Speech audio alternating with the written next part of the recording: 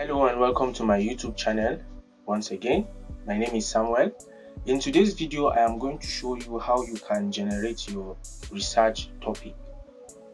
It doesn't matter the discipline you are from, whether you are from the sciences, you are from the arts, the humanities, okay, or whatever discipline you are coming from.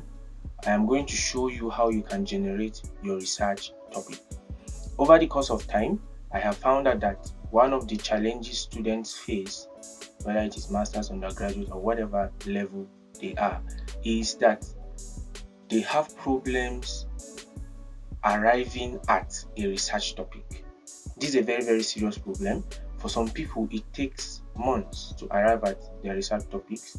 Sometimes it takes a lot of frustration, both from the struggle to get the research topic and also from their supervisor, because they are bringing constantly what the supervisor doesn't see as a research topic, and because they are bringing that to him, he will always send them back to say, okay, go and find a better topic. Okay, so that is why I am making this video, because irrespective of our field, it's possible we have not been taught how to generate or how to arrive at our research topic. So in this video, we'll go through that quickly, and by the end of the day, you will know how to generate your research topic. Okay, now so let's go straight ahead into the video.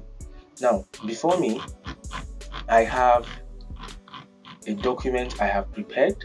Okay, this document is what we are going to use to guide us in this video. All right, it will guide us into arriving at a specific research topic. So over the course of time, I have personally discovered that every good research topic, right, has at least 4 elements or at least 4 components. Okay, these four components, if you have them in your research topic, it is very, very unlikely that your project supervisor will tell you to go back and go and get another topic. Okay, the highest he or she will do is to modify what you have brought, okay, so that it will speed up the process of you arriving at what you want to study. Okay, so before me, I have taken out the time to write out all of these components that you need for a good research topic.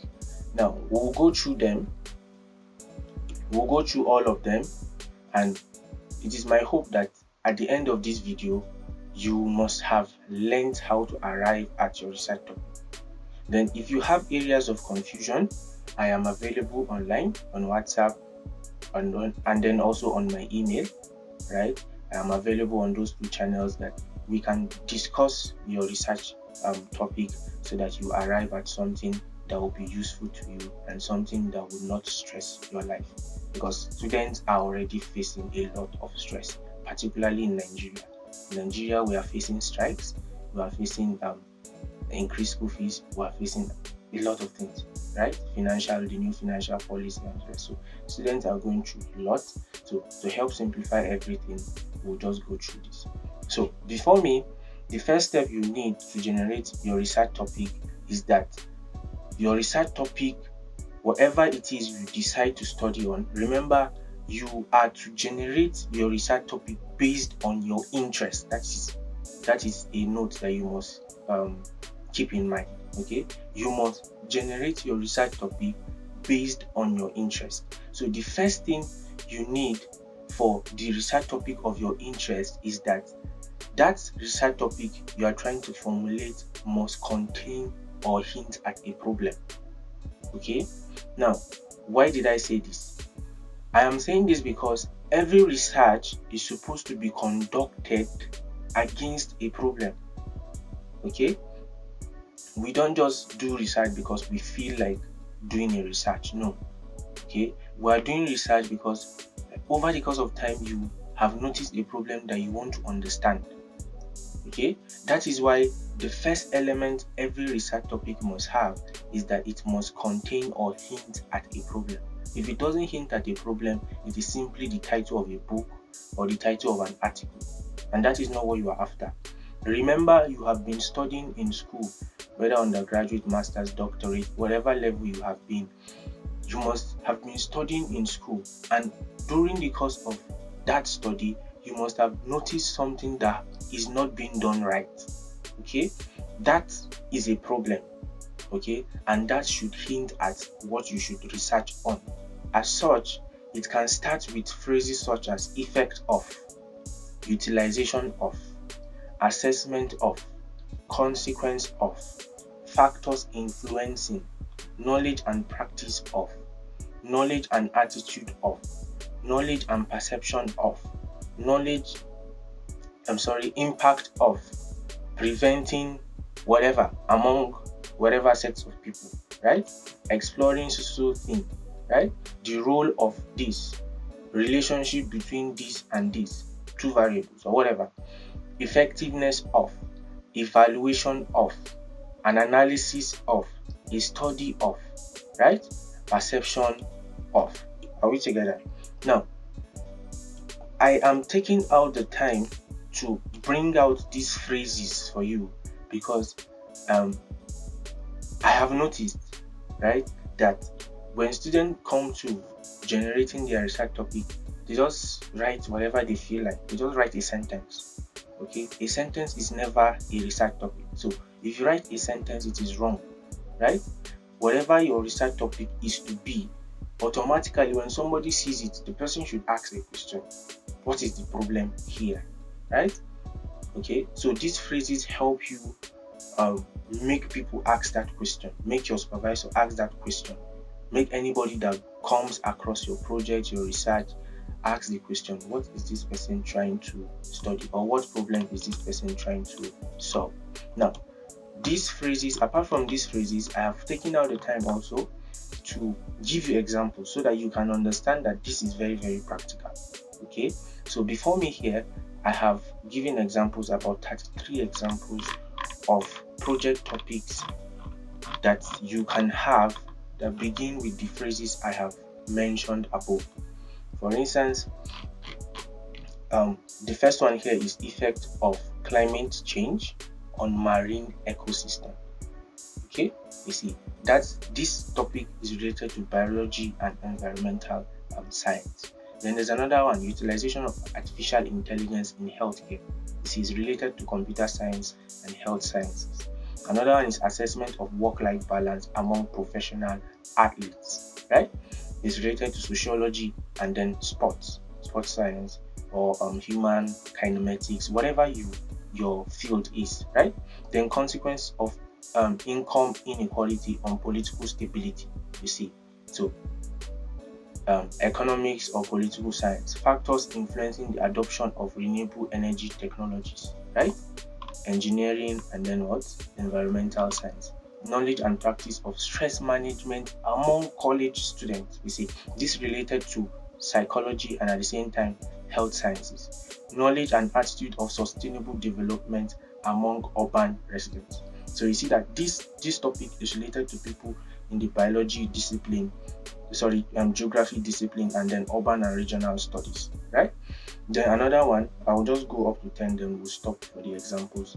If you need the document, you tell me, I'll send it to your email or to your WhatsApp. The 8th one is knowledge and practice of cybersecurity among small business owners. See that? This is related to computer science and at the same time business education, business studies, economics, commerce, maybe insurance, right? Then the next one is impact of social media on body image and esteem. Of course, this is related to psychology, sociology, right? And then also communication.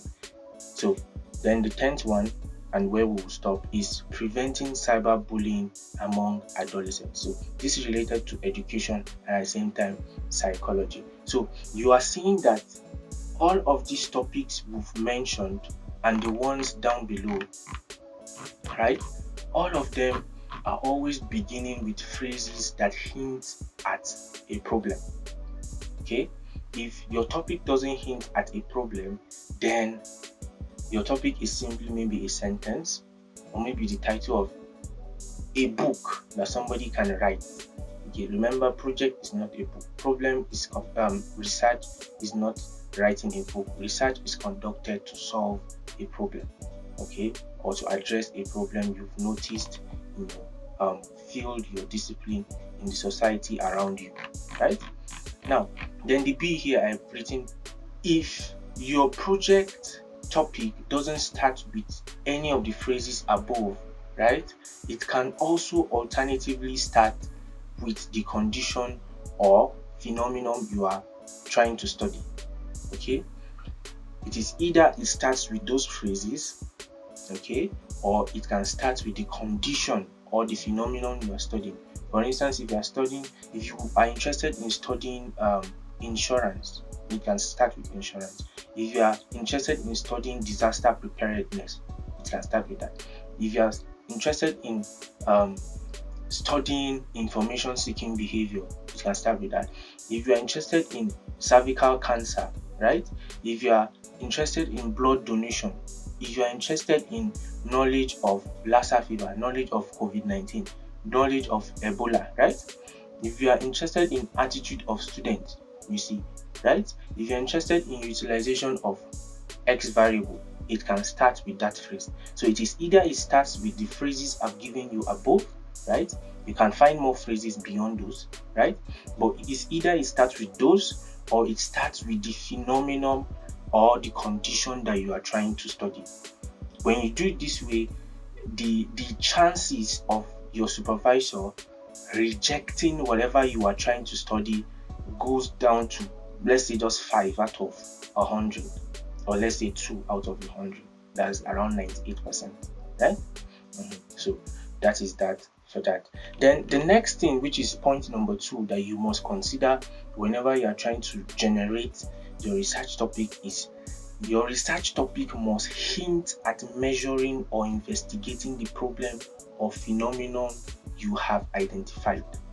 Okay, so above we've talked about a lot of topics, right? And then I've given you a lot of examples. Now, whatever you are trying to study, right, the research topic, apart from hinting at a problem, it must also hint that what you are trying to do is an investigative process. Okay, what you are trying to do is to measure or to understand. Do you understand? All right. Now, if you go back to how research is conducted, basically we have to, it is either it is done quantitatively or qualitatively, right? Now, if you don't understand the difference between the two, I'll just give you a quick guide, right, to the difference between the two. So I've written a piece about this part, and this is what I wrote, that imagine you want to understand people's opinions about a restaurant in town. One way to gather information is to ask a large number of people a set of closed-ended questions, right? For instance, on a scale of 1 to 5, how would you rate the quality of food at the new restaurant? Now, this type of research, where you get to ask this kind of question with ratings and closed-ended questions, is called quantitative research. Okay, it is called this way because it involves collecting and analyzing numerical data. Okay, you are collecting data from people, right? Now, the goal of quantitative research is to quantify attitudes, opinions, behaviors, and other variables, and to understand how they are related. So, quantitative research, right? So, whatever you are trying to measure, whatever you are trying to investigate, right, you can either go the quantitative way or the qualitative way. Now, on the other hand, you could also choose to have more in-depth, open-ended discussions with a smaller group of people about their experiences about the at the restaurant. For example, you might ask questions like, what did you like about the food, and what did you not like about the experience? This type of research is called qualitative research because it involves collecting and analyzing non-numerical data such as words, images, and observations. The goal of qualitative research is to gain an understanding of the experiences, perspective, and opinions of people in a particular context, and to uncover the meaning behind their behavior and attitude. So this is just a brief difference between the two. So in summary, the main difference between qualitative and quantitative research is that quantitative research focuses on numerical data and statistical analysis, while qualitative research focuses on what? Non-numerical data and understanding the experiences, perspectives, and opinions of people. So that is that for this second point, that says that your research topic that you are trying to create must hint at measuring or investigating a problem or phenomenon. If you don't include this part in your research topic that you are trying to make, then it's also going to be rejected. That is why the phrases I gave you above is investigation, assessment, right? An analysis, a study of, the role of, exploring, impact of, utilization of, knowledge and attitude of, effect of, right? All of those phrases I gave you in point number 1 were deliberate because your research topic must hint at measuring or investigating the problem or phenomenon you are trying to understand. Now, moving quickly to the third point, every research topic you are trying to generate, every research topic you are trying to have or to study, right, must hint at the location of the study. Okay, if it doesn't hint at the location of the study, it is simply the title of a book, a novel, right, or maybe an article, a web article, right? So it must hint at the location of the study. So there are some studies you will study and it will be Nigeria that is the location, or it will be the western region, or the south, or northeast Nigeria, right? Some studies also, maybe it's just located in BUK, Bayero University, Kano, some in ABU, Ahmed Bello University, some in KASU, Kaduna State University, some in Unijos, Uni Abuja, right? So, but it must have a location, some in Nasarawa, wherever state you are in. But whatever you are trying to study must have a location component to it.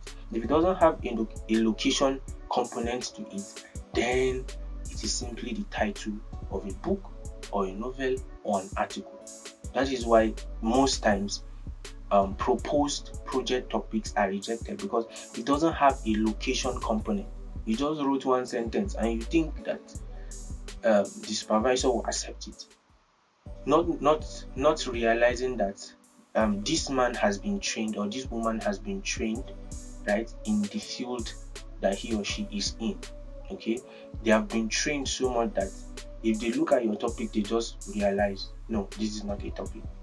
See, so every of your project topic that you're generating must have a component of what? A location, whether it is Ahmed Bello University, Kaduna State University, the University of Jos, University of Abuja, whatever university you are studying at. Then the last point that I have for you is that apart from hinting at the study location, your research topic should ideally, right, somehow hint at the population of your study. If it doesn't hint at the population of your study, then it is as good as you are not doing anything, right? So your research topic that you are trying to generate must hint at the location where you will conduct the study. You see, so what's it called? Utilization of social media among library professionals in Ahmed Bello University, right? Library professionals in Ahmed Bello University automatically tells me that the population of my study, somehow they are in Ahmed Bello University. You see, then knowledge of blood donation or knowledge of cancer, knowledge of COVID-19, right, in Ahmed Bello University, right? Now, Ahmed Bello University, what about the Ahmed Bello University? Maybe the undergraduate student, the master's student, right? Postgraduate student. That is why I gave you a list. I hinted at a lot of populations you can have. For instance, among undergraduate students of Lagos State University, Obafemi Awolowo University, University of Nigeria, Nsukka, University of Ibadan, Covenant University, Federal University of Technology, Ahmadu Bello University, wherever you are, right? But the point always remains that your research topic must first of all have a problem, right? Second, it must hint at that you are trying to investigate or measure that problem. Thirdly, it is going to give us a location, and then finally you are going to hint us about the population of the study. So if your research topic has these 4 components, not 3, these 4 components, right? If it has these 4 components, then it is very, very likely that in one go, right? In one go, you will have a research topic that your supervisor accepts and approves and tells you go and bring statement of the problem, or tells you go and bring synopsis, or tells you go and bring your chapter 1. You see, so this is how it is done. Every research topic you want to write on must first of all hint at a problem, and secondly it must what? Hint at measuring or investigating that problem, right? Then the third thing is that it must hint at the location of the study, wherever you are based or whatever place you are studying at. Then finally it must hint at what? At the population you are studying. Remember, it is from the population you get the sample. So we need to know, what are you studying? We are not studying aliens, right? We are studying people, right? You are trying to understand or uncover the reason why people behave the way they do and stuff like that. So we need to know the population of your study. So with this brief guide, I hope that I have been able to show you how you can generate the population of your study. If you think that you need further help, I am open to having a chat with you, whether it is on email or on WhatsApp. Anyone you decide, it's fine. We can talk about your research topic and then get to move on from there. I will drop my number. I'll drop my number at the end of this video, and then hopefully we get to talk. So thank you for watching this video. We'll see in the next video. Make sure you like, you subscribe, and then you comment on the video. Please, if this video was helpful to you, drop a comment for me. Thank you very much, and see you in the next video.